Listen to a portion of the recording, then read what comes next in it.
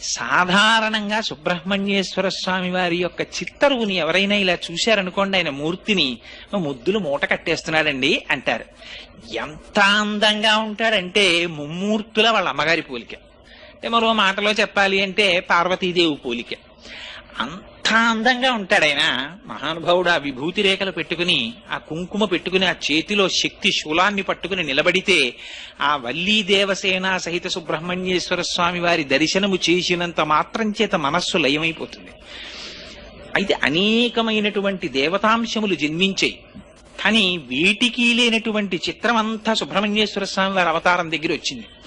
ఎందుచేత అంటే మీరు ఏ గ్రంథం తీసుకోండి, పవిత్ర గ్రంథం శ్రీమద్ రామాయణం తీసుకోండి, బాలకాండలో సుబ్రహ్మణ్యేశ్వర స్వామి వారి అవతారం చెప్తారు. భారతం తీసుకోండి, సుబ్రహ్మణ్యేశ్వర స్వామి వారి గురించి చెప్తారు. వామన పురాణం తీసుకోండి, సుబ్రహ్మణ్యేశ్వర స్వామి వారి గురించి చెప్తారు. స్కాంద పురాణం